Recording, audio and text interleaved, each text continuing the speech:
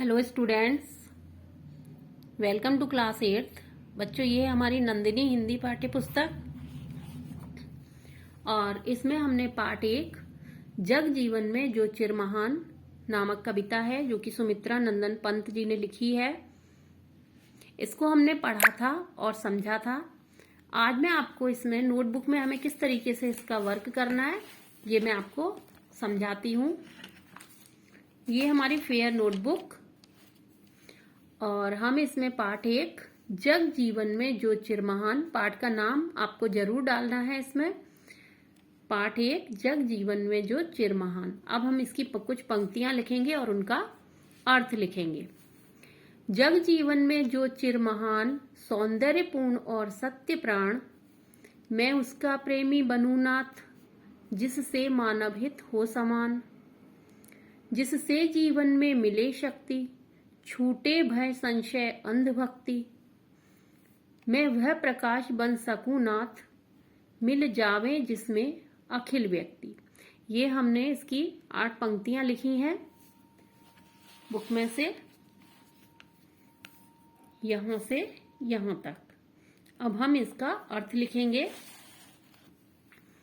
अर्थ: कवि सुमित्रा नंदन पंत ईश्वर से प्रार्थना करते हैं कि हे ईश्वर, मैं उसका प्रेमी बनना चाहता हूँ जो इस दुनिया में सदा से महान हो, सुंदरता से भरा हो, जो सच्चा हो और जो मानव हित के लिए हो। हे ईश्वर, मुझे ऐसी शक्ति प्रदान करो कि मैं मानव हित कर सकूं, मैं एक ऐसा प्रकाश बन सकूं कि विश्व के सभी मनुष्य भय, संदेह, तर्कहीन आस्था से मुक्त हों और इस प्रकाश में आकर मिल जाएं। ये हमारी इन पंक्तियों का अर्थ हो गया। अब हम इसके बाद जो पंक्तियां हैं वो अपनी नोटबुक में लिखेंगे। दिश दिश में प्रेम प्रभा से लेकर जीवन का विहान तक। दिश दिश में प्रेम प्रभा प्रसार, हर भेद भाव का अंधकार, मैं खोल सकूं चिर मुदे नाथ, मानव के उर के स्वर्ग द्वार, पाकर प्रभु तुमसे अमर दान, करने मानव का परित्राण, ला सकूं विश्व में एक बार, फिर से नव जीवन का बिहान। परित्राण यानी कि मानव के कष्टों को दूर करना। अब इसका अर्थ लिखते हैं। कवि ईश्वर से प्रार्थना करते हैं कि हे ईश्वर, मैं हर दिशा में प्रेम के प्रकाश का प्रसार करना चाहता हूँ, ताकि मनुष्य के हृदय के द्वार जो लंबे समय से बंद हैं, जिसमें भेदभाव रूपी अंधकार से मुक्त हो और सभी के लिए खुल जाएं।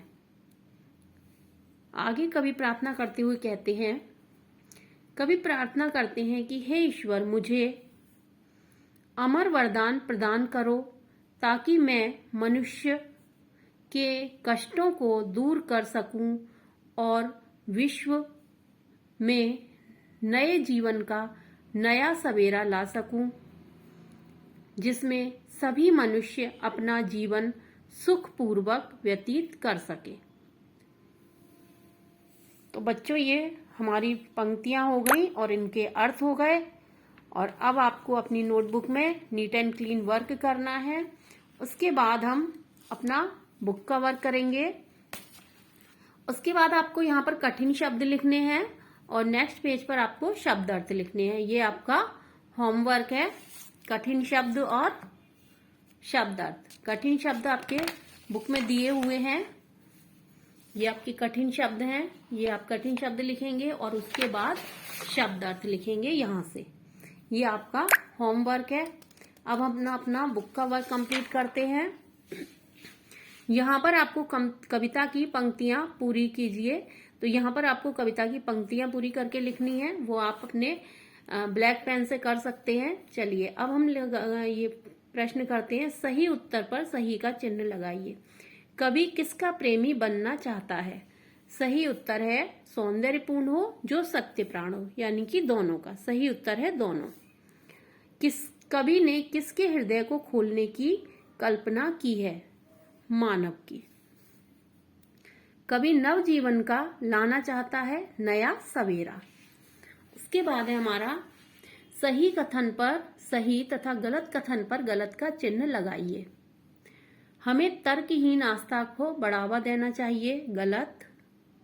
हमें मानव हित के लिए प्रयास करने चाहिए, सही। संपूर्ण जगत में सत्य, शिव और सौंदर्य सदा महान रहते हैं, सही। कभी मानव के हृदय के स्वर्ग द्वार खोलना नहीं चाहता, कभी मानव के हृदय के स्वर्ग द्वार खोलना नहीं चाहता, ये गलत है। उसके बाद कविता की जो पंक्तियां हैं इसका अर्थ मैंने आपको कॉपी में लिख के बता दिया है। निम्नलिखित शब्दों के समानार्थक शब्द लिखिए। विहान मतलब सवेरा, परित्राण कष्ट से रक्षा यानी कि आत्मरक्षा, अखिल संपूर्ण, उर हृदय। उसके बाद ये प्रश्न उत्तर है, ये हम अपनी नोटबुक में करेंगे और सभी बच्चों को नीट एंड क्लीन वर्क करना है। और कविता की जो मैंने पंक्तियों के आपको अर्थ बताए हैं ये आपको बहुत अच्छी तरीके से याद करने हैं। ओके स्टूडेंट्स, चलिए बाय।